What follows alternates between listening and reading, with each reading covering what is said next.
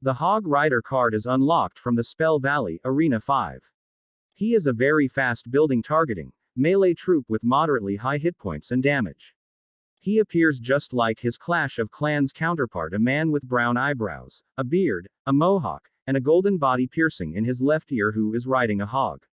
A Hog Rider card costs 4 elixir to deploy. Strategy: his fast move speed can boost forward mini tanks like an LCE Golem in a push. At the same time, he can also function as a tank for lower hit point troops such as goblins, as he still has a fair amount of health. Most cheap swarms complement the Hog Rider well, as they are nearly as fast as him and usually force more than one card out of the opponent's hand. The Hog Rider struggles with swarms, as they can damage him down and defeat him quickly while obstructing his path. Barbarians in particular can fully counter him without very strict timing on the defender's part, though be wary of spells. A hunter can kill the Hog Rider in 2 hits if placed right on top of it.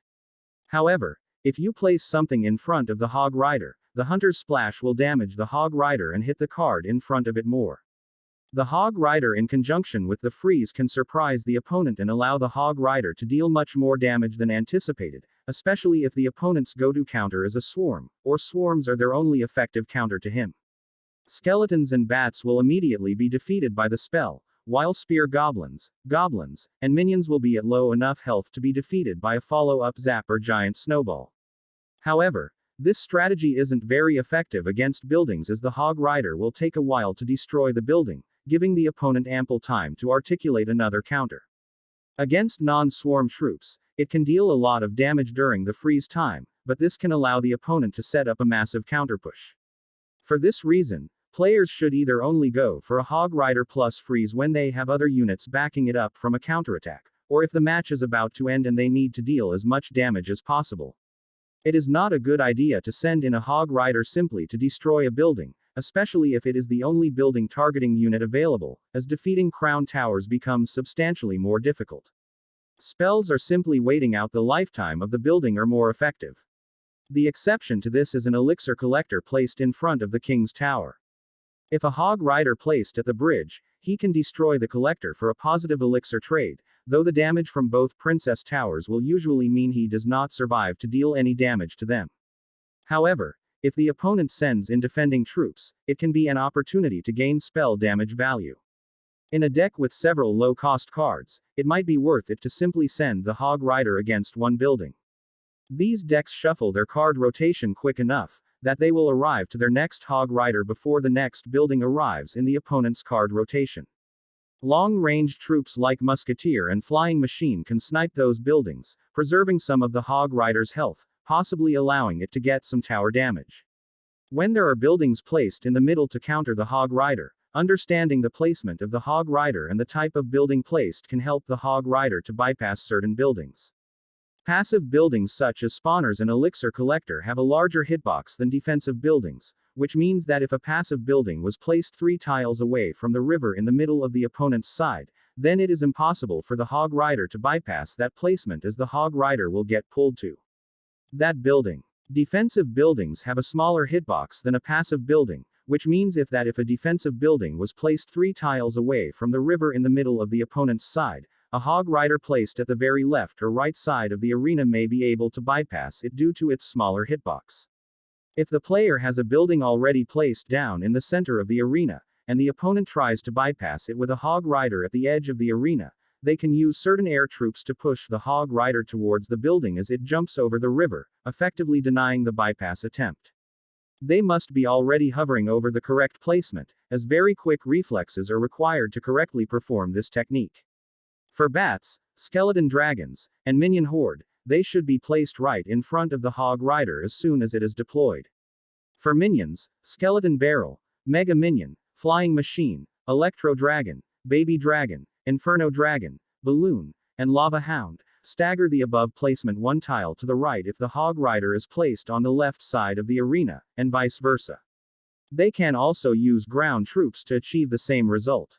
Something like an LCE Golem deployed at the Hog Rider's landing spot will obstruct his path and force him to go around the unit, which causes him to be closer to the building instead of the crown tower.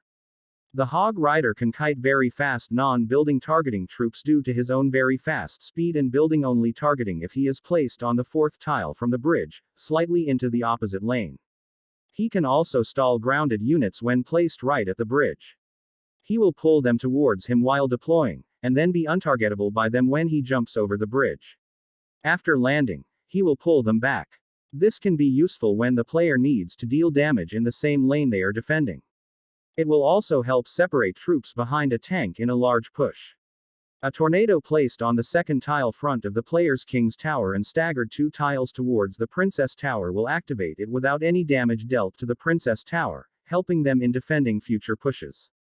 This can also be a method of mitigating all damage dealt to a Princess Tower, but doing this more than 3 times may result in the King's Tower's health being low enough to be targeted directly, opening up the possible threat of a backdoor 3 crown. A better alternative is to pull the Hog away from the Princess Tower into the attacking range of all 3 crown towers, which will negate all damage as long as none of them are already distracted. A very powerful combo is the Hog Rider, the Musketeer, and the Valkyrie, typically referred to as the trifecta. The Musketeer will defend against most troops, while the Valkyrie can protect her and the Hog Rider from swarms or high damage units. The Hog Rider is used to deal damage to the tower. This can be effectively countered by lightning, one-shotting the Musketeer and severely damaging both the Valkyrie and Hog Rider. The minion horde is also effective, but the enemy can zap them and the Musketeer will one-shot them all. Even if the Musketeer is defeated, the Hog Rider and Valkyrie will have enough time to severely damage the tower. The Hog Rider should be placed behind the Valkyrie to give it a boost so that it stays in front of the Hog Rider, protecting it.